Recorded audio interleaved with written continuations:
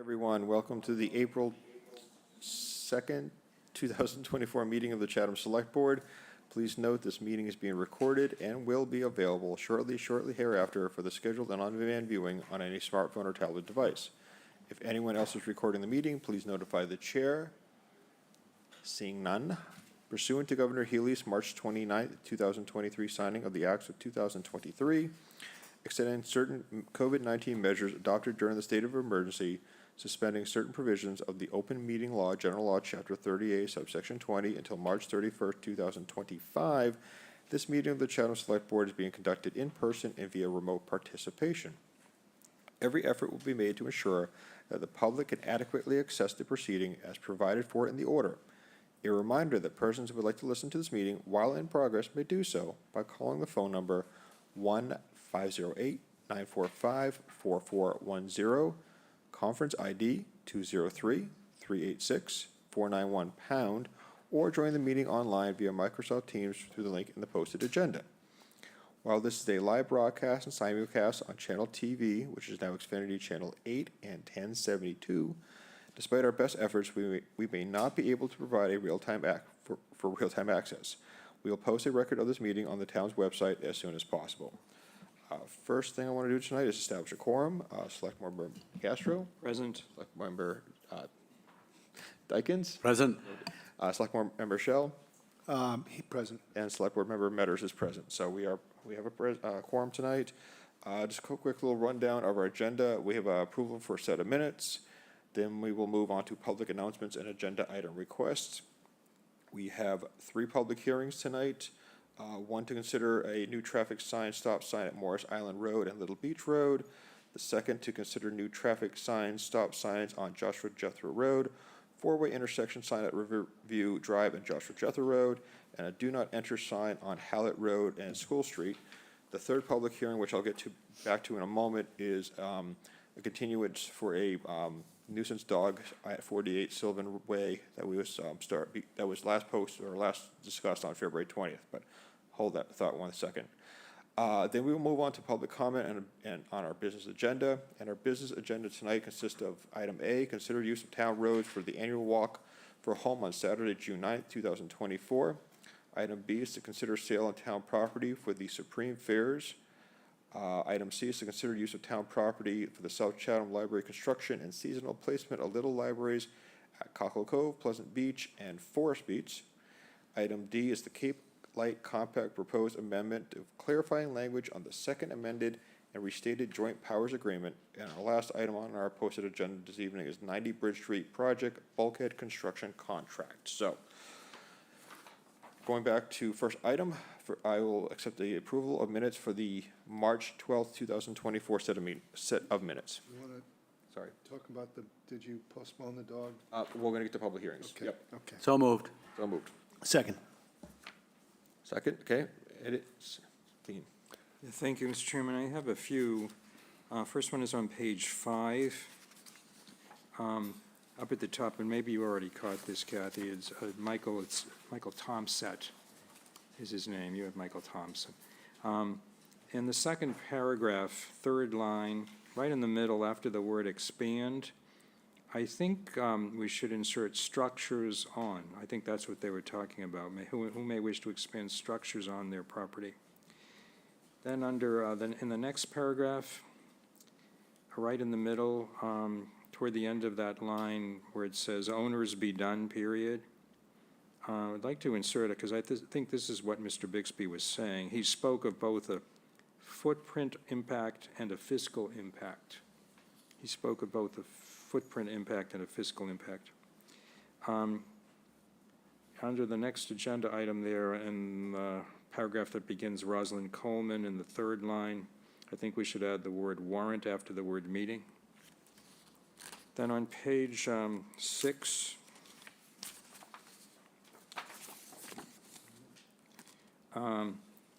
second paragraph, second line, I think we strike the word for. So it's simply an article that asks a non-binding question. Page 8. Okay. fourth line down, I would suggest we strike the phrase "any significant use of" and insert after the phrase "eminent domain" "to be likely." So it would read, "Town council does not anticipate eminent domain to be likely in this regard." And then I would add this sentence at the end of the next paragraph. It was emphasized that information identifying which property owners are within the approach zone be made available, comma, whether they are impacted or not. I'll repeat that. It was emphasized that information identifying which property owners are within the approach zone be made available, whether they are impacted or not. Then on page 11,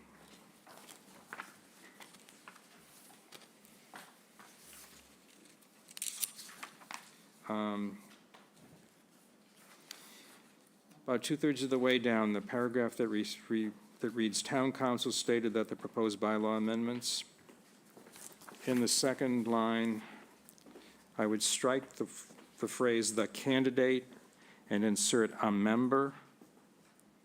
And then in the next line, "of their choosing," I'd strike the word "notwithstanding" and insert the word "upon." And then I would insert the word "recommending" before the word "committee" at the end. So it would read, "The board retains the right to appoint a member of their own choosing upon a recommendation from the recommending committee." And then I just have two more pages. On page 13, up at the top in the second line, where it says housing assistance, I think they provide training on housing assistance, the Lower Cape Housing Institute. Next paragraph, which begins, "The CPC recommends," I think in the third line, I would substitute autism for mental disabilities. And then down the bottom, under number 12, second line, I would strike the word "become" and substitute the word "house." So the Coast Guard boathouse that will house the upweller. And then finally, on page 14, I think we're missing a vote at the end, a motion to recommend and the vote. This is on the articles. You have the placement vote, but we don't have the recommending vote. I think Mr. Shell may have caught that, I hope. Actually, I didn't. Well, we wanted to beat Mr. Metters to the punch this time. Thank you. All right. Thank you, Mr. Chairman. You're welcome. Mike? Yeah, I do have 3 or 4 that I want to share, apart from the typos that I shared with Kathy. But Dean, can I come back to your suggestion on page 11 in the paragraph that begins "Town Council"? I asked, because my understanding of what was consistent with 3.2C, I asked Pat Costello to confirm that we could appoint someone notwithstanding, I don't know if I used the word, and I mean, I don't quarrel with what that sentence says, but it does, as you amend it, take out the one thing that I thought we needed to have, which was we could, in effect, decline to accept their recommendation and pick a candidate of our own. I offered the change because, the language, because I don't read that change that way, and I don't agree with it. I mean, we sent it forward that way. I didn't want to make a big issue of it.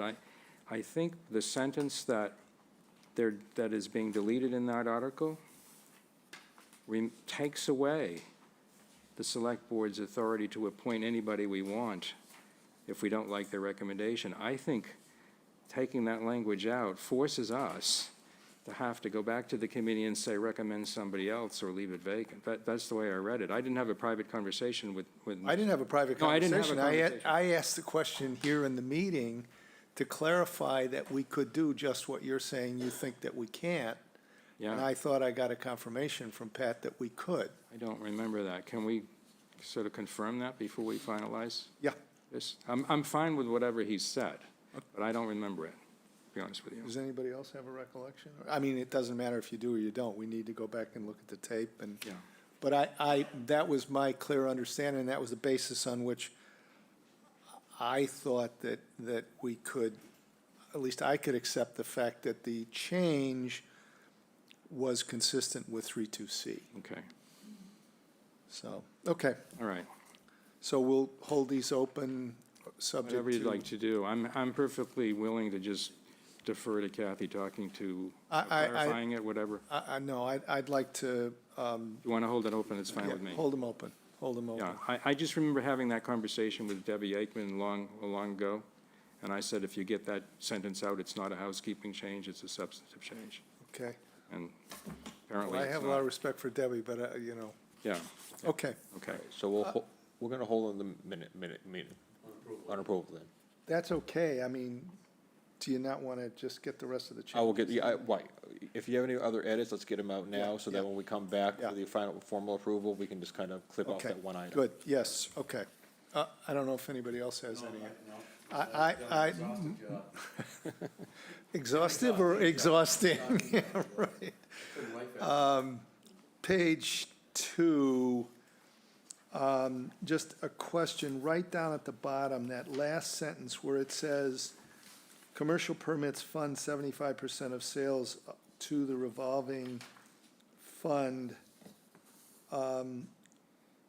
Permit fees fund 25% of the revolving fund. I was confused whether the percentages, and actually as I read it now, one of them says 75% of the fees, and one of them says 25% of the fund. I thought it was the portion of the fees that go into the fund. So I guess the I reviewed it and I. of becomes a 2. I reworked the sentence. Okay, okay, so good. It is a percentage of the sale goes to. Okay, good. Page 8.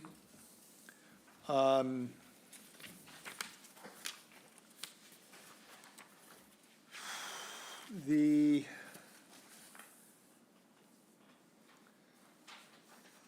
third paragraph, the next to the last sentence, the one that begins no larger planes, I think it'll be a lot clearer, and I'm pretty sure this is in fact the meaning that was intended. If that sentence reads, no planes larger than those currently using the airport will be allowed to land because the current surfaces and visual limitations at the airport do not support such larger planes. And then also on page 8, in the next paragraph where it says encroaching, the top line encroaching, I would change that to penetrating. And then in the next paragraph, fourth line down, after the word mitigation, I would add the following clause: based on the petition article authorizing $200,000 of funding approved at 2023 ATM. And then I think I have one more on page 13.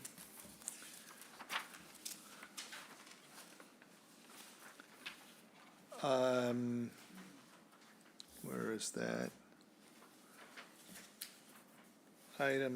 Oh, yes, in item 12, the third line says, last year, the committee recommended a request for $700,000. I think last year they received that request and they cut it back to $350,000. So I changed recommended to received. Thank you, that's it. All right, so we're gonna hold on formal approval until the item on page 11 is resolved. Fair enough? Yeah. All right. thank you. public announcements and agenda item request. I'll start with the board. Does anyone from the board have a public announcement? Dean? Mr. Chairman, I just want to note the passing of former Congressman William Delahunt. He passed away over the weekend, and he was a great congressman for this area. I think most people would agree. And I think he was respectful of all different opinions, and I knew Bill from way back when he was a ward counselor in the city of Quincy, and watched his career advance as a state representative and then district attorney for Norfolk County, and then to Congress. And I think it is a great loss. He was a fine public servant, so I just wanted to note his passing. Thank you, Mr. Chairman. Thank you. Yeah, I recall he came to the Art of Charity a couple times, or at least one time where we had a good time. So he was involved in the community. He was a good guy. He was a good congressman. I don't think I knew him when he was our congressman, but I had the occasion to spend some time with him on many occasions in the last 4 or 5 years at various events. And while I don't know if he actually was Irish, he struck me as a guy who leapt right out of the pages of The Last Hurrah. He was a real fun guy, and I'll certainly miss him. Thank you. Any additional board agenda item requests, comments? Anyone from the in-house audience tonight? Is there anyone online with a public announcement or agenda item request? No one online. All right. We will move to our public hearings. As I mentioned earlier, we have 3 public hearings tonight. I am going to take public hearing item C out of order. Item C was the town bylaw, chapter 115, section 6, regarding complaints of a nuisance dog at 48 Sylvan Way. We had opened this public hearing on February 20th, 2004. We have a request from the owner to continue this hearing until next week, April 9th, 2024. Council and representatives and certain entities could not be available tonight. So procedurally, if I could just get a motion to continue this public hearing until April 9th, 2024, that would be. So moved. Second? Second. Okay, any discussion? All those in favor, Select Board Member Nacastro. Aye. Select Board Member Davis. Aye. Select Board Member Dykens. Aye. Select Board Member Shell. Aye. And Select Board Member Better says aye. All right, thank you very much. So now we're going to start with our first public hearing.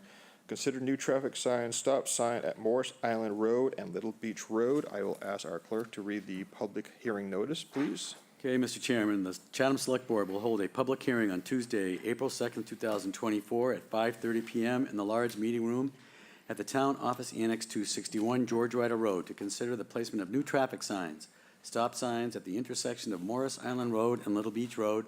The signs are of standard size and style and are recommended to the board by the Traffic Safety Committee. All interested parties are encouraged to participate. Sign the Select Board. Thank you very much. Good evening. Good evening. So the Traffic Safety Committee met in December on this and voted to recommend the installation of this stop sign to the Select Board. After the public hearing in, December, you returned it to the Traffic Safety Committee for reconsideration. That was done at our committee meeting on January 25th. The person who made the request, Mr. Chipman, he appeared. He discussed the various issues that prompted him to make the request. He cited vehicle speeds through the intersection, increased pedestrian and bicycle safety, increased bicycle traffic, from a bicycle tour business as several reasons to support his request. So there are 2 signs there now, the one at the bottom of the screen, which is facing down Little Beach, and the other one on the left-hand side, which is facing down Morris Island Road, going towards Morris Island itself. The proposed one is up on the top left there. Some of the reasoning behind that is when vehicles are coming down from the lighthouse, there is no traffic control making them stop or slow down, either making that right-hand turn or going straight across onto Little Beach Road. So your vehicle speeds could be the speed limit of 30 miles per hour going through there. Being that there is a boatyard down at the far end on Seagull, some of the vehicles going through there have considerable size and weight, lending to the issue of them not being able to stop in time if there is a pedestrian or vehicle that comes out from Morris Island Road on the side. So that stop sign would do two things. It would slow the vehicles down coming through that intersection. The second thing would do is stop them and give vehicles and/or bicyclists and/or pedestrians coming out of Morris Island Road from Morris Island a chance to see the vehicles, have those vehicles react to them, and be able to make that intersection a lot more safe. The two signs that exist there now are fine. There was a comment that was forwarded to me regarding an obstruction of the sign that's facing Morris Island Road towards Morris Island. Can you switch that to that photo, please? That is just a mock-up that I made. I did a little Photoshop, Microsoft Paint, and put in a stop sign there to kind of give you an idea of what the stop sign would look like along that side. And as you can see, that conservation area there, there's a whole lot of very tall reeds and vegetation in there that really can't be removed because of where it is. And that's going to create a visual obstruction to the right as you're approaching that intersection. So I put that stop sign there to show how it would be visible to the oncoming vehicles and would provide a stop right at that location so people can see to the right and people coming out can be seen. Can you forward that one, please? And then that's a picture I took from the inside of my vehicle, about 100 feet away from the stop sign. One of the concerns that I read was that that stop sign was obstructed. In this photo taken about a month and a half ago, you can see the stop sign, more than 95% is visible. There's just a little bit of that hedge there that's obstructing the right lower corner of that. And this vegetation, like many other spots around town, I'm sure it's on the DPW's list of trim. They've all been out there working the past couple of months, taking care of a lot of this stuff. So I don't think that vegetation obstruction issue is a real issue at this point. So I'll take any questions if you have them. All right, well, it is a public hearing. I'm actually going to open it up to the public. Is there anyone in the house tonight who would like to make I have a question or comment on this item? Is there anyone online who would like a comment on this stop sign request? No, no hands are up. All right, so I want to bring it to the board. Mike? Just a question. Did you give any thought to, first of all, this seems like a really good idea, and I'm somewhat familiar with the area, that particular intersection. I think it's a good idea.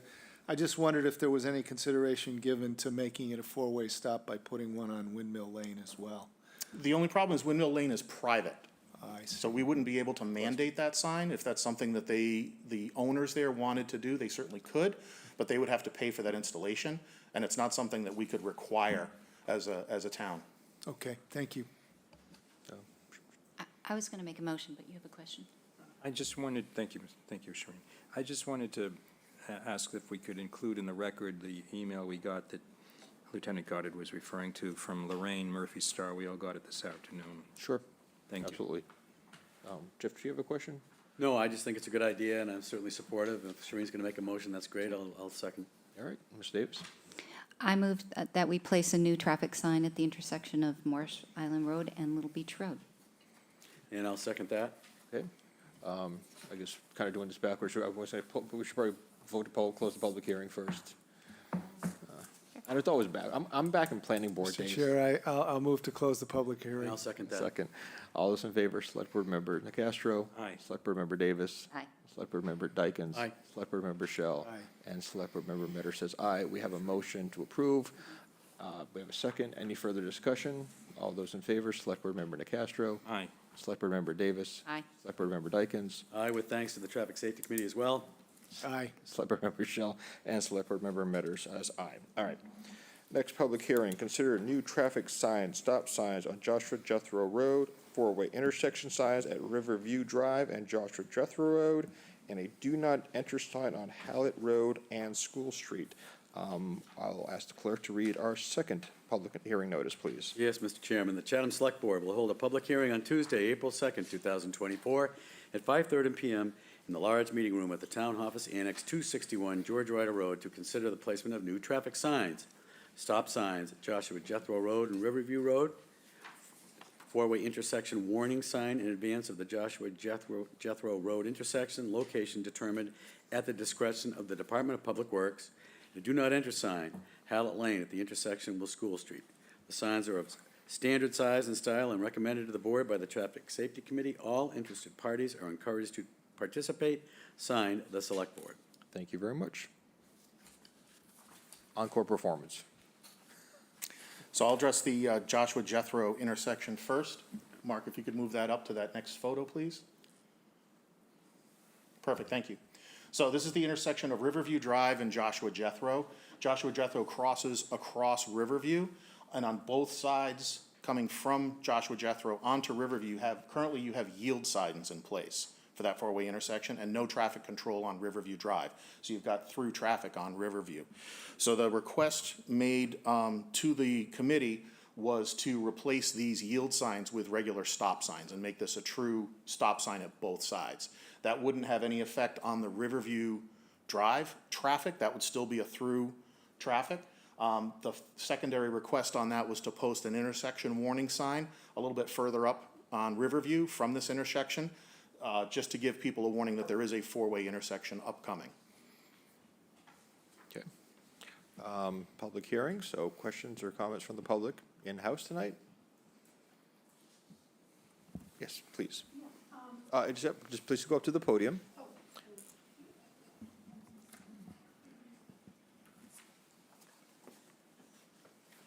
Either one. Just take a moment, introduce yourself, and ask your question. My name is Deborah Buxton Goldberg. I am the resident at the top of Joshua Jethro and Riverview Drive. I had asked somebody in the River Bay Association if we could look into having perhaps a four-way stop sign there. My reason for requesting it is when I'm at my kitchen window doing my best impression of Martha Stewart, I'm very aware of the traffic that goes down Riverview Drive. And there was a traffic study done while I was away in March at a time when there's very little traffic. The summer residents are gone, a lot of snowbirds are gone, and it's quiet. So I think there was a finding that there wasn't a lot of traffic at that time. In the summer, however, spring, summer, fall, it's a lot busier. You have a lot of landscapers with their big cargo carriers, dragged behind their trucks, and they go really fast because that's a hill going down Riverview, and it picks up a lot of speed. The other thing I'd like to point out is Actually, you have to stay up the podium, unfortunately, because the microphone can't pick you up. We'll work. that corner at the very far left is right at the top of a hill. And there is a lot of vegetation, not in the wintertime so much, but in the summertime. And it's very hard to see any vehicle coming from that left hand side of the street. So I find it kind of a dangerous intersection. I don't think the yield signs where they're positioned currently make a lot of difference because they're on Joshua Jethro. That's not a very high traffic street, whereas Riverview Drive it's a main artery through the neighborhood, and people pick up high speed going through there. So that's all I wanted to say. Thank Thank you. you. Thank you very much. Is there anyone else in the audience tonight with a question or comment? Is there anyone online with a question or comment? No one. No one. All right, so back to the board. I'm going to make one comment because, I've driven through Riverview, a fair amount of times, making my way around, getting lost sometimes, whatever. I think this intersection does make sense to make some safety improvements. I can understand why people have identified that with some concern, and I don't think it would be at all detrimental putting those signs up to make that a safer intersection. So I can see myself completely supporting this, so. Shireen. So we just approved like a month ago, Chipping Stone, Riverview, four-way stop, which is Yes. just down the hill and up the hill from this intersection. What's the rationale that it's any different than what we see at So at that Chipping Stone and location, Riverview. the road coming in from Old Queen Anne is on the inside of a curve, a pretty sharp curve. So vehicles coming around that corner, approaching that intersection, coming around that corner, if they're at speed, the people coming out of the side street aren't able to see them because of the curvature of the road. That was the reason for the recommendation of the full four-way stop sign at that location.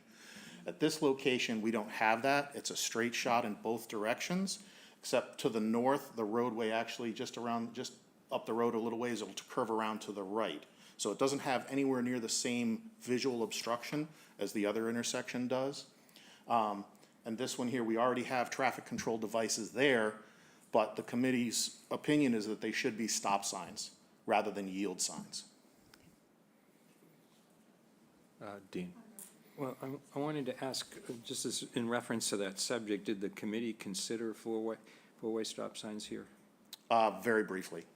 And Ms. Buxton, you said you had spoken to the association. Did you get a response from them about? If you could actually just go back up to the Go back. podium, please.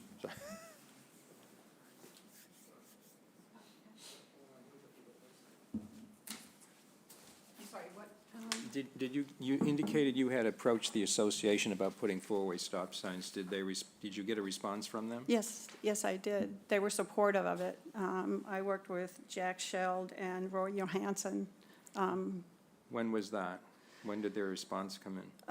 I'll look it up for you if you, hold. January 26th. Was the committee, Lieutenant, aware of that? Of their position? Aware of which? Did the association present? Roy any- Johansson presented for the association making this request, if my memory serves. For a four-way stop sign? He presented the issue here. I don't recall if he made a pitch for the four-way stop sign. I don't think he did. Okay.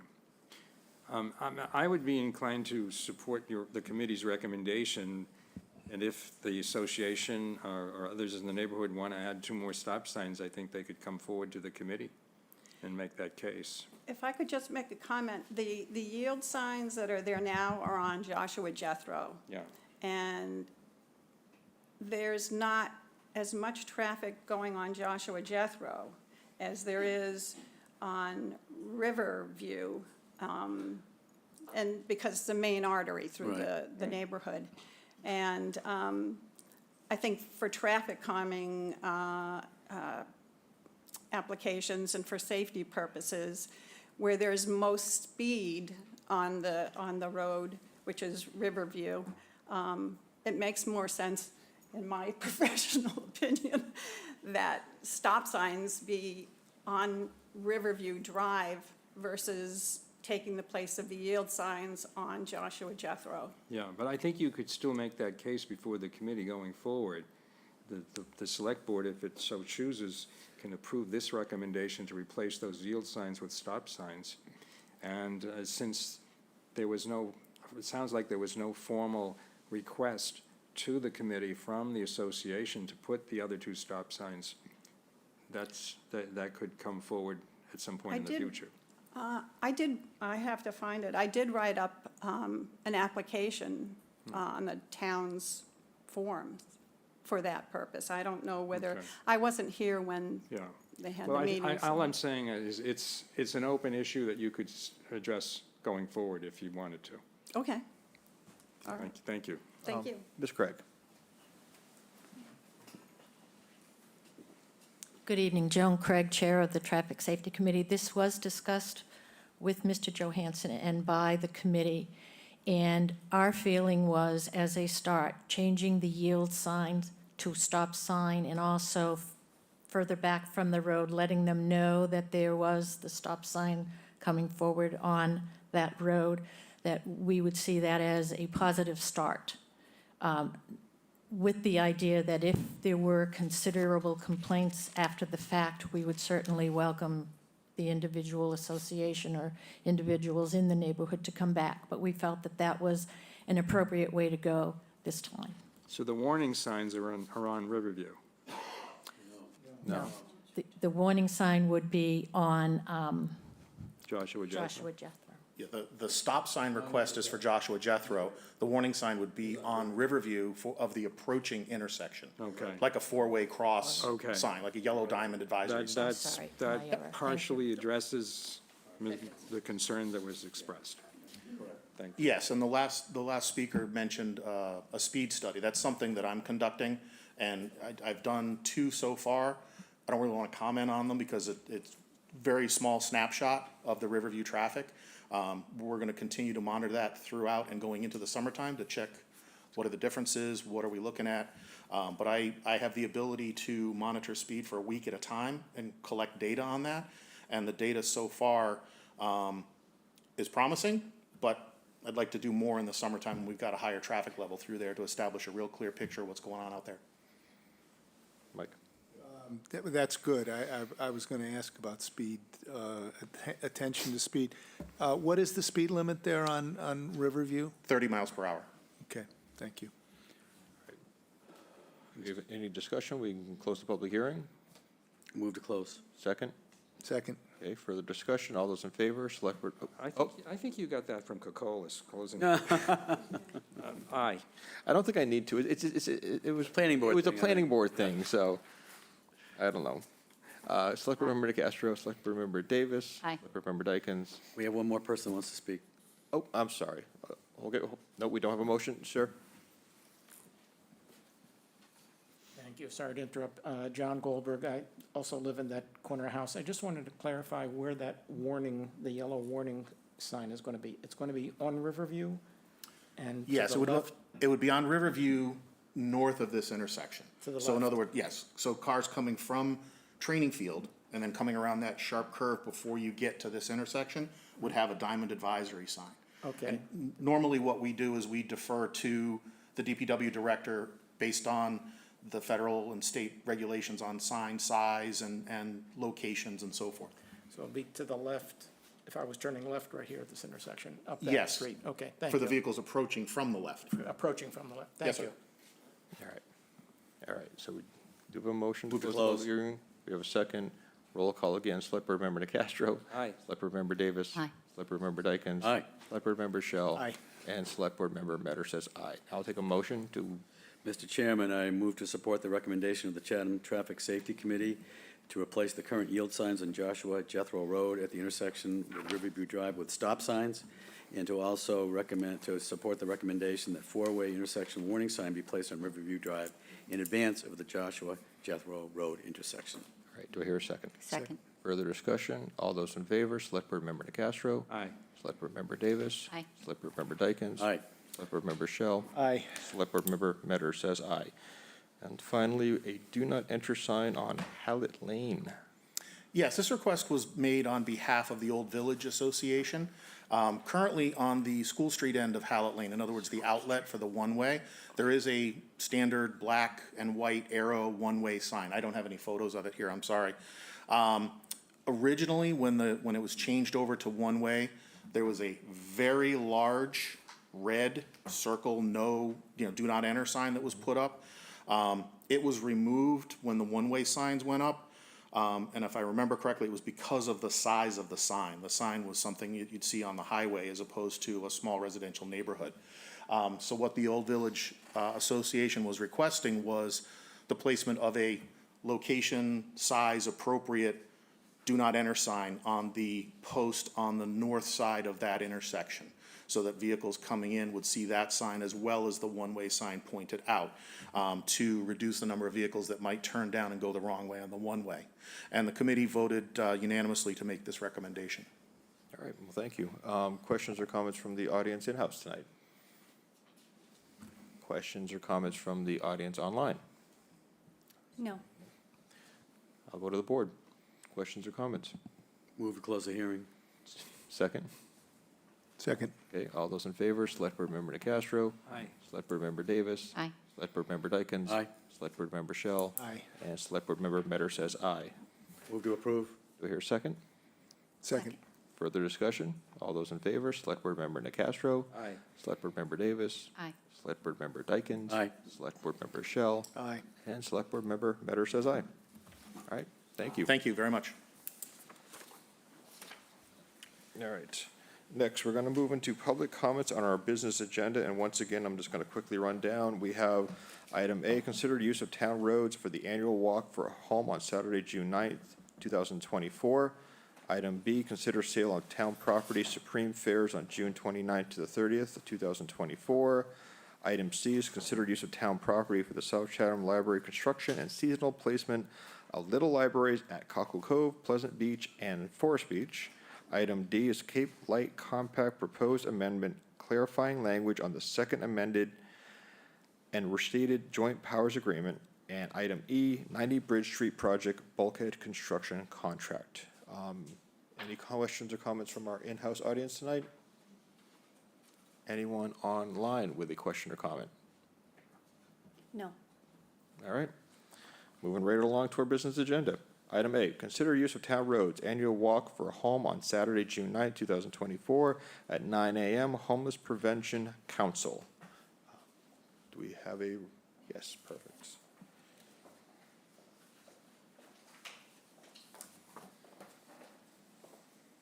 Hello, my name's Cheryl Wolf, and I'm a volunteer with the Homeless Prevention Council, headquartered in Orleans. The date of our annual walk is Saturday, June 8th. I think there might have been a typo on someone's paper that it was the 9th, but this would be on Saturday, June 8th.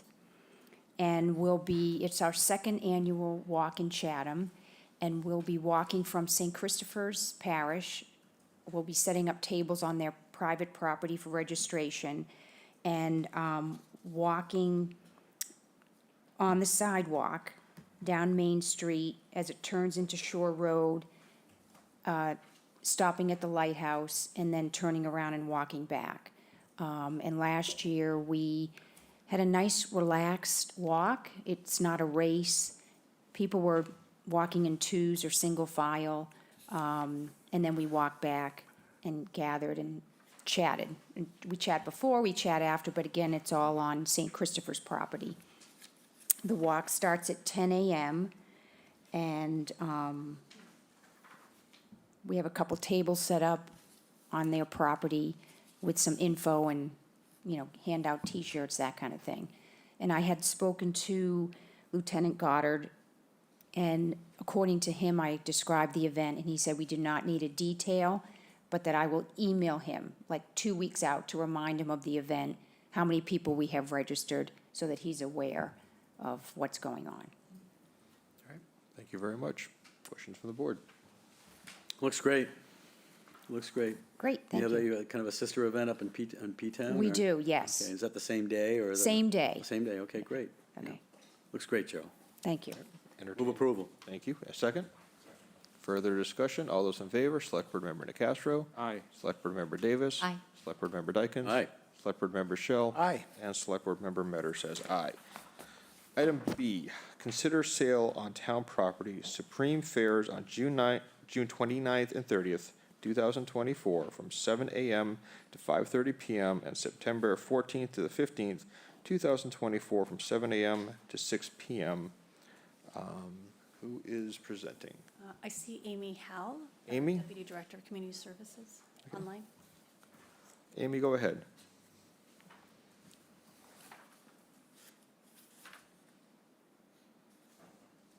Good evening. Can you hear me? We can hear you, yes, thank you. Oh, thank you. So Supreme Fairs came to the Rec Commission and presented to hold 2 craft fairs on front of the community center lawn. It was unanimously approved. They know they have to, it was explained that they need to follow all the procedures. Obviously, the selectmen for approval of sales on town property, having porta-johns, having details, which they are in the process of taking care of all those details. We already have 2 other craft fairs that take place on the front of the community center lawn. And yeah, it was a unanimous approval from the Rec Commission. All right, thank you. Shereen? Amy, Is the vendor operator of the fair, is he, does he provide liability insurance for the event? And is there a fee involved? Yes, yep, there is a fee that they would have to pay for each day. And then anyone that uses town property for any type of event like that does have to provide liability insurance to the town, which they have. And what's the fee for the fair? It is $1,500 a day. Okay, thank you. 15. Yep. All right, questions to the board. Dean? I just had a question, are they a for-profit or nonprofit? Do you know? I do not know the answer to that. I can get And that, though. the two that we've had previously, do you know whether they were for-profits or nonprofits? I don't know that either. Yeah, I don't. But are we restricted in having, are we permitted to allow for-profits to have these permits on town property? I'm not aware of any restriction. So yeah, I'm not aware of any restriction for profits. I believe they've, from my understanding, they've gone to the rec commission for approval to use the community center and then go to the selectmen for approval of sales on town property. Okay. Yeah, Mr. Chair, I think that we've approved the same outfit in prior years. They're so- returning. Yeah, They're they're returning. returning. Okay, all right, thank you. Thank you. Yeah, I was just gonna ask that question, and I think you just answered. There is a, I was gonna ask that question, you've answered it now. There also is a line in the application for nonprofit status, yes or no, and that's not filled in. But I assume these guys are for-profit, and we're charging them $1,500. Typically, we do waive the fee at times, to your point, Dean, for not-for-profits, but anyway. All right, you've had these folks before, I'm pretty sure. Yes, they are a returning Yeah. vendor. They came to you last year. They didn't end up running the event. They did come to you last year, and it was approved by the select board last year, along with the rec commission last year. All right. Entertain a motion to Move approve. approval. Second? Second. Okay, further discussion. All those in favor, Select Board Member DeCastro. Aye. Select Board Member Davis. Aye. Select Board Member Dykens. Aye. Select Board Member Shell. Aye. And Select Board Member Metter says aye. Item C, considered use of town property, South Chatham Library construction and seasonal placement of little libraries at Cockle Cove, Pleasant Street Beach, and Forest Beach.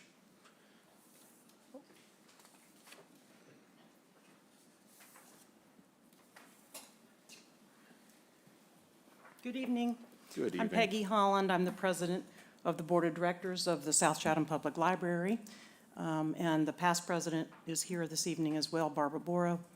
We're here to first tell you that we're celebrating our 150th birthday. The library was conceived in 1874, and we're very excited to have a lot of different events that are scheduled for this year. One of those is that we are having construction done for 3 small libraries that are about 2 foot by 2 foot with a little roof on them that will look just like our library. They're being done by the woodworking group from Harwich and Chatham, who are a group who have been together more than 20 years and take on projects for the community. And we simply pay for building supplies and they do the construction.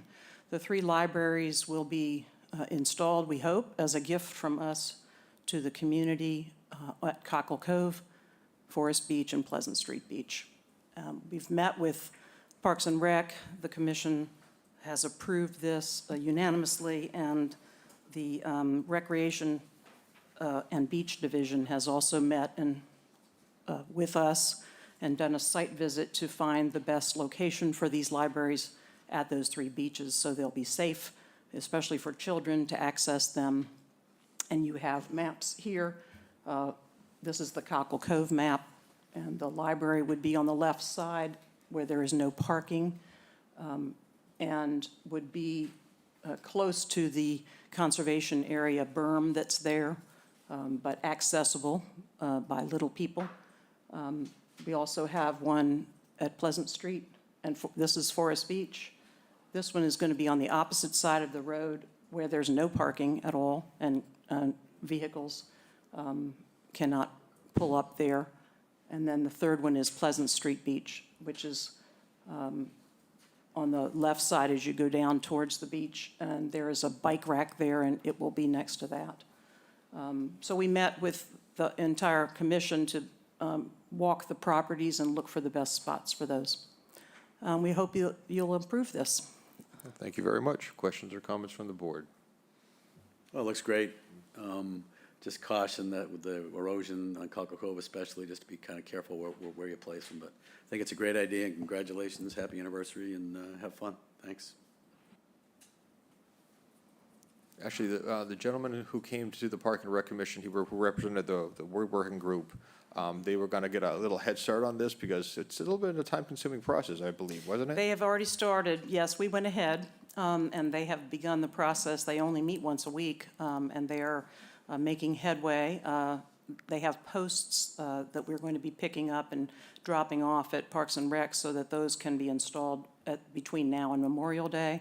And the boxes we hope to be placed around Memorial Day.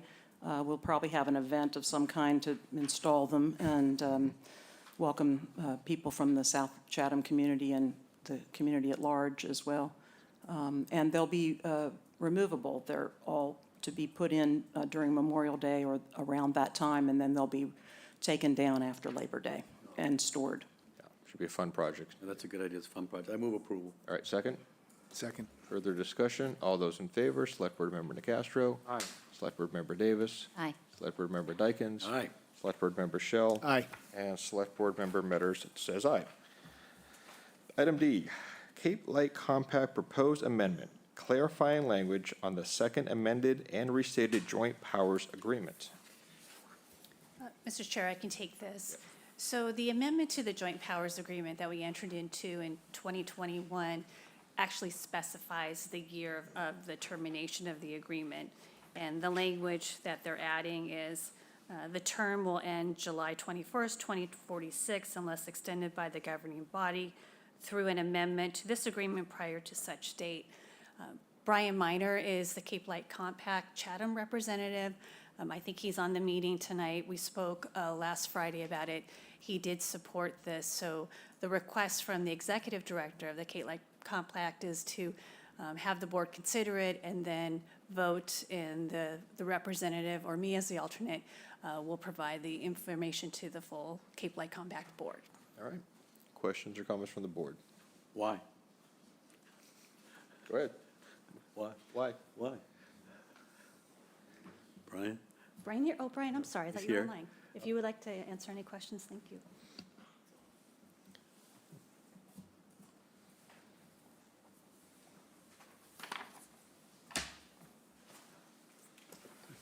Hi, Brian Miner. Excuse me. I actually walked in. I didn't hear the question, but notwithstanding that, I don't think I have the answer to the backstory about why this administrative change is coming up just now. So I can secure that answer and be more prepared for the next time. But I saw Jill sometime last week, and she reminded me this was on the agenda tonight. So I wanted to appear, to listen, and run down any loose ends. So, Jeff, I can get an answer to that for you. I mean, I'm not, a little facetious, but not really. I mean, that's a long contract. Just, why the change? So it's already been What prompted voted. the change? That's all I'm asking. I'm sure there's probably a legal review at some point, but it's not extending what was voted in 2021. Okay. Yeah. Mike? I'll venture a guess. It looks to me like somebody looked at it and said, this is not exactly as clear as we'd like it to be, and all they're doing here is making it explicit what was intended from the beginning. Happily, unless we have some objection to the substance, all we have to do is be quiet, so. Dean? I have a question. So the language we're being asked says, so it's a 25-year contract. Then it says more specifically, the term will end July 21, 2046. The duration doesn't bother me. But it says unless extended by the governing board through an amendment to this agreement prior to such date. So none of us are going to be on this board in 2046, I venture to say. But if maybe you and Corey. No, I'll be waiting. if in, 2045, the governing board of this Cape Light Compact decides to extend it for another 10 or 15 or 20 years, what does that take? Is that a majority vote of the board to do that? Is it 2/3 vote? And can one person, if the town of Chatham doesn't want to continue it after 2046, are we sort of locked in because the governing board went ahead and decided to continue it? That's my question. So there's the stay silent option, and then there's the dig deeper option. Yeah, both are entirely possible. I'll consult Chairman Kokolas, who might have the backstory on this too. I just wondered if, it takes away any authority from the individual towns to not extend the agreement, but.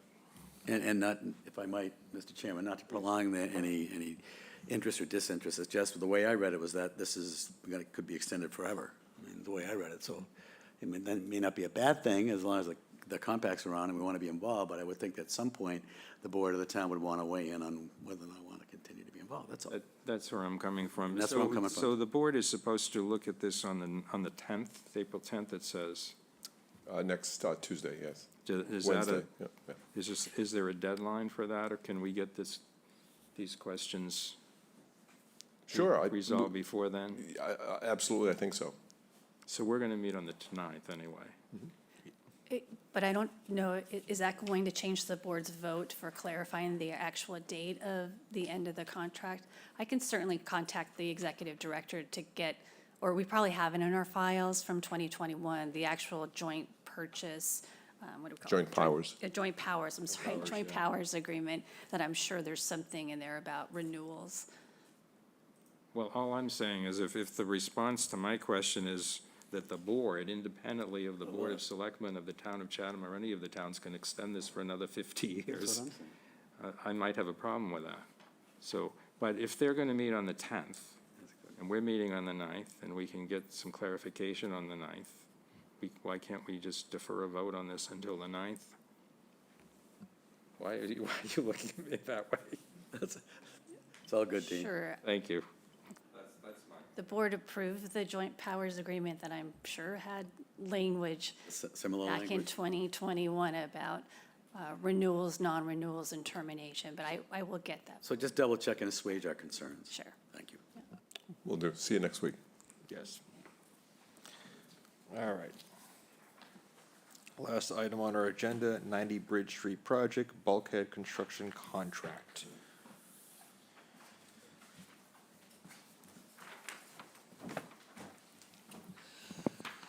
Greg Berman, Director of Natural Resources. So in the agenda report, I gave information about the bid solicited for the bulkhead phase of the 90 Bridge Street project. Oh, good. It looks like some of them are up too.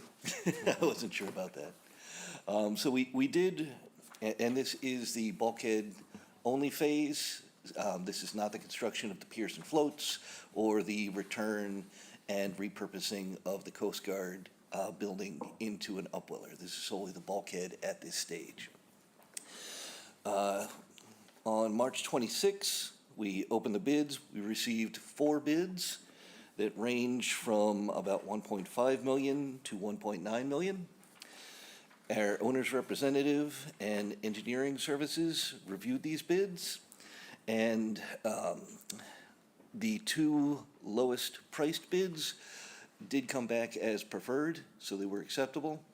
And the lowest bid was $1,516,500, and that is AGM Marine Contractors. So I did provide the original estimate. I'm sorry, not the original estimate. We've estimated many times for this project, but this is the 90% engineering estimate that was 1.89 million, and we actually came in under that value for this construction phase. So the construction portion is approximately $223,500 less the 90% engineer's estimate, which is good news. We haven't had much coming in less than the engineer's estimate before. So at this phase, I did want to call to your attention that the slide that's up here, this is the last update of the estimated total cost of 90 Bridge that was presented on March 14th. And Mark, hopefully you have the next one up there too. So it's my intention during these contract award and updates to show what's changed since last time. So this is another one, that particular number under construction has been reduced from 950,000 to 666,500, which then updates the total cost and the amount of town funds left to go. So instead of approximately 9.1 million of town funds left to go, we have approximately 8.8 million of town funds left to go. So this is, a way to try to keep the select board and the public informed about any potential changes of the overall cost of the project over time. It is staff recommendation that if the select board is so willing, you would authorize town manager to execute the contract with the lowest bidder, AGM Marine Contractors, and I'm available for any questions. I'm going to start, actually. We've done a fair share of, waterfront projects in this community. And the one thing I think I'm comfortable saying is, change orders happen on these projects. So what surprised me, which jumped out at me on this, is the references for the two lowest bidders on item number 7. And the question is, were changes to the project well documented, timely submitted, reasonably priced, et cetera. And there's a significant difference between the score on the lowest bidder to the second lowest bidder. And if you go further into the comment section, there's a belief that even at the lowest bidder, things are very expensive. So, of course, the highest bidder would be exorbitantly expensive. That jumped out at me, comment. That's one thing that kind of struck me a little bit. Sure, so that struck us as well. We had subsequent discussions with GEI, the engineering firm, who has worked with both of these companies before. They indicated that, change orders do happen. With a bulkhead project, they anticipated less change orders likely coming in because it's relatively simple versus vertical construction and some of the other projects we'll be doing later. But it was their recommendation and estimate that they did not think the change orders would be unreasonable.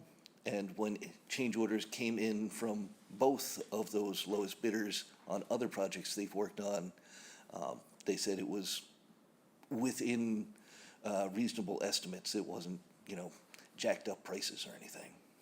All right. Mike? I'll just stay on that topic. That also jumped on me. And you're kind of addressing the question of, are we going to have a lot of change orders? You basically have $180,000 of flex here between the lowest and the next lowest. It seemed to me that while it wasn't clear that the second lowest was that much better on cost of change orders, it does offer an opportunity to, as they say in here, make up the difference. And if you looked at it, you thought about it, I think the question is really more, how much confidence do you have that you've got a decent partner in the contractor that you select so that they don't take you to the cleaners? Right, so, despite the second lowest bidder having a slightly better recommendation, they're still both in the preferred category. It's not like the second is highly preferred. It's in the same ballpark for what we have. Just for point of order, on that category, the lowest bidder received 3s, the second lowest bidder received 5. So. Yes, I'm sorry, I didn't mean to say it like that. The preferred recommendation is the same for both, not the actual numerical score. Okay. Jeff? I just had a question. How do you land in the preferred category, Craig? Just maybe explain that for us and the public. Sure, so that's entirely our engineering firm, GEI, goes through their experience, the proposal, the histories, the references, and comes up with the recommendations of preferred, not preferred, and higher levels, which we didn't get higher than preferred for the lowest two bidders. Okay. If I might just, I understand this is about the bulkhead, and you're looking for us to approve the granting of the contract to AGM versus BTT. To Mike's point, it's a couple $100,000 between the two. That couple $100,000 can evaporate pretty quickly with these outfits. This work is very expensive work. So I just hope we've got good eyes on it. And in that same theme, I would love to see kind of the overall plan at some point come back, even before you need further approvals, to see what's in the design. I saw docks being mentioned, and I thought we nuked the docks or didn't want them as extensive as had been planned originally. So I just wouldn't mind revisiting the project. I think it's an amazing project to have the Upweller back. I think it's really very, very neat, cool, historic.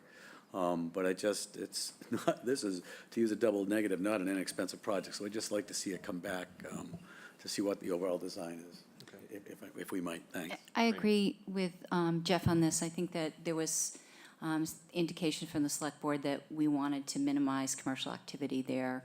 And didn't seem that some of those docks were going to be unnecessary if that was the case.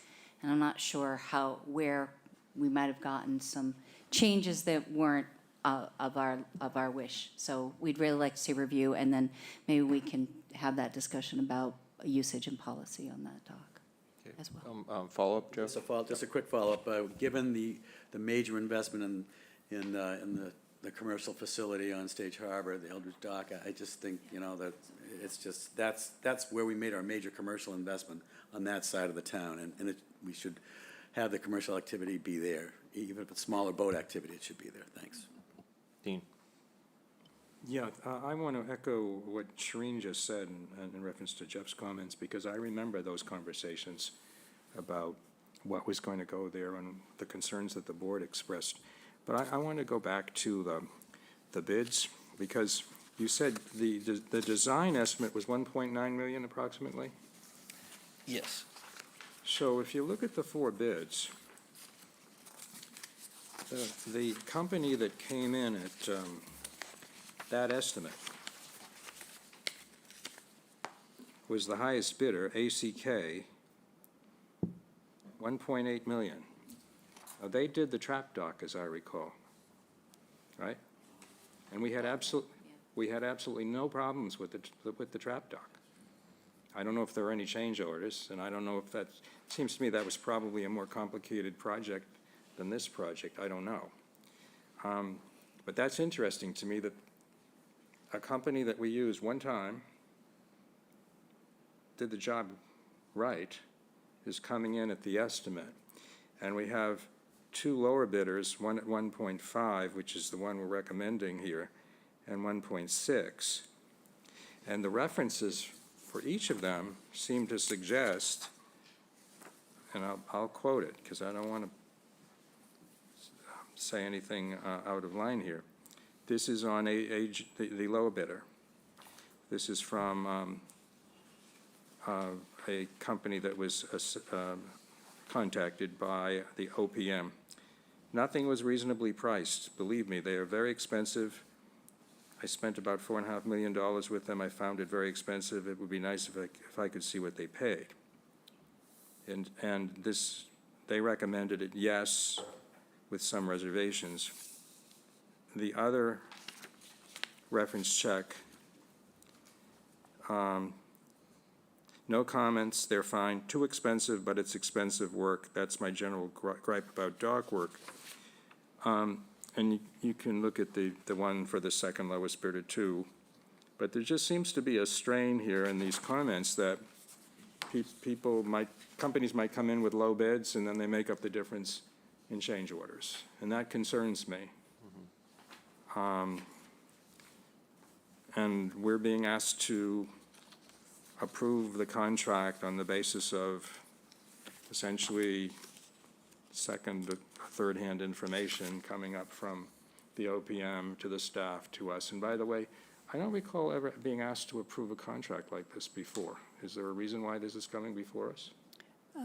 Mr. Chair, because when we first reviewed the 90 Bridge Street project, the board had specifically asked Okay. for at each phase or each contract award that it be presented to Okay. the select board. I'm a little concerned about approving this recommendation for the reasons that I've said. I'm not entirely confident that we're not gonna wind up with a project that's going to cost more. Jeff? Who's going to be dogging this project for us, and what kind of oversight do we have? Who's going to be providing the oversight for the town in terms of the, a project manager for us? And So then we get comfort therefrom to assuage Dean's concerns or potential concern. Yes, so it'd be Pomeroy Associates. We brought them in to work with the contractor for the fish pier observation deck. They also worked with the engineer for the trap dock, and at that point, they had recommended not going with the lowest bidder. We went with the second lowest bidder for the trap dock. And in consultation with Ted and the team here, they feel comfortable with recommending going with the lowest bidder. I'm gonna put my 2 cents in. I mean, based on comments that were already, made tonight, I am more of the opinion, I would feel more comfortable, especially if you're looking at the additional comments in the sections, the second lowest bidder would give me a lot more comfort. I'll be very blunt about that. I think that 181 change is gonna get eaten up very, very quickly. We're gonna have a change order. To not expect a change order, it's gonna be not practical. So, this is more of a gut thing for me. As was mentioned, the highest bidder is a company that's come in, done work for us, and done a good job. So that's kind of where the bar is. So we got lower bidders, this is more of a gut thing for me than anything else, so, Mike. Yeah, I understand that. I think from my perspective, the question is there enough here for us to, in effect, overrule the expert recommendation? I want to know they've looked at these questions, they've thought about them. I assume that, they're feeling as exposed as we are in that selection. If it turns out that this ends up costing us $2.5 million, that's something they're mightily, I assume, again, aware is something they want to avoid. And so from my perspective, while I understand what Corey is saying, and I'd be inclined perhaps to say, well, maybe we're maybe better off to take the guy that has the better record on change orders. But, we get some change orders with that guy, and all of a sudden we're up to, another 200 over the, we give away the 181 or 81, 82, whatever it is, plus whatever we get on the change orders. So I guess with some trepidation, I don't think there's enough here to overrule the expert recommendation. Considered recommendation. I'd also like to make a comment, just as an aside. When I look at the total cost of this project and some, whatever it is, a couple $1 million is coming from outside funds, but this is an $11.2 million project. I'm all for it, but I'd just like to recall that the concerns that were expressed at a similar size project for the CFAL. And when we come back to talking about that, I'd like to remember how much we're spending here and in a couple of other places of similar size. So those are my thoughts. Dean? Well, I would just want to point out that with the reference checks to the second lowest bidder, and I'm going to quote from that. So one was very positive. That was a voicemail that was provided to our consultant. highly recommends them. They were phenomenal to work with from start to finish. I couldn't say enough good things. She said that in a nutshell, they're fantastic and highly recommend them. But there was a second one that said, I won't read all of it, but this was for a town project. They were the low bidder, and low bidders tend to make up some of the deficiency in their bid or dollars in their bid, change orders. They still came in under the high bid, but there were change orders. They ran into a problem with the electric company, I guess. If they do bid low, they do a good job of getting their money back. The crews are top-notch. I have concerns about both low bids. This is rhetorical, I'd like to see the recommendations, the reference checks for the highest bidder, because I know they did work for us. They came in on the estimate that our consultant put out there. And have we used either of these low bidders for the town of Chatham before? I don't recognize any of them. Greg. So, my apologies, I don't have Ted with me right now. But AGM has done work. It's been a number of years since that. I don't have the name of the project. I can get it for you, but probably not for this meeting. And just kind of making reference to some of the other comments, our engineering consultant has worked with the lowest bidder before and has recommended them. Our owner's representative that is going to be riding herd on this project was the one that did the reference checks and also recommended this lowest bid firm.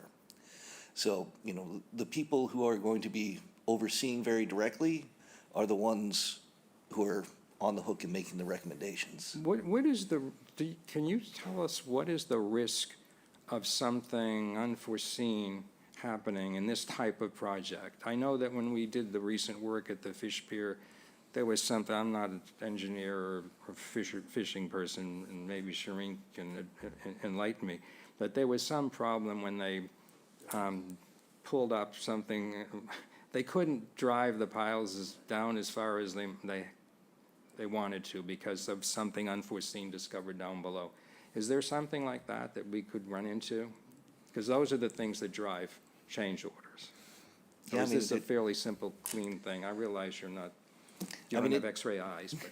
It's certainly cleaner than some other types of construction. This is just a bulkhead versus other things, but, I mean, you could hit something as you're driving pile. That's always a possibility. So, I mean, there's contingency built into all of these contracts. So hopefully that will cover it, but there's no crystal ball, and that's one of the reasons why the waterfront bond is, you know, a nice vehicle for doing this kind of work, that if we hit something and funds are expended, we can keep the project going instead of having to wait for another town meeting. Yeah, but that's a whole other issue on the waterfront front, because I know you were in front of the Finance Committee, and I know what their concerns are on that article. Just one final question. What is the timing of this? What is your timetable for wanting to get this started? Absolutely, as soon as possible. So we came before this board as soon as feasibly possible, because even a week matters at this point. This is going to go into season, but hopefully will end before the end of season. Okay. And, you know, 90 Bridge is in use, but it's not as heavily used as some of the other facilities. And we're hoping after we get this bulkhead work done, it will be enhanced use for the end of season. But, you know, any delays are going to push us back further. Okay. Thank you. Thank you, Greg. Sure. Okay, final thoughts from the board? Jeff? Notwithstanding all the other comments made by Dean and others, I'm going to support the recommendation of our staff, with the caveat that we have confidence. We've worked with the OPM and Pomeroy before. We have confidence in them, and that we know they're going to hawk it as best they can. We can't, and to answer Dean's question, you know, you don't know we're going to be found when we pile steel and we pound steel into the bulkhead there to make the bulkhead there. We don't know what we're going to find, but. So it's not unanticipated that something might get in the way, and there might be change orders or extra expenses, but, you know, not having pure prescience and understanding what's going to be underwater there, I think we go ahead, and the fact that we've worked with AGM before gives me some comfort as well. So I'm going to support the recommendation of our engineers and Pomeroy and our staff. Thanks. I'll move approval. Here a second? Second. Further discussion? No? All those in favor, Select Board Member DeCastro, No. Select Board Member Davis, Aye. Select Board Member Dykens. Aye. Select Board Member Shell, Aye. Select Board Member Matter says no. So, 3-2. All right, motion to adjourn, So moved. second? Second. Further discussion? All those in favor, Select Board Member DeCastro, Aye. Select Board Member Davis, Aye. Board Member Dykens. Aye. Select Board Member Shell, Aye. and Select Board Member Matter says aye. Good night, everyone, thank you.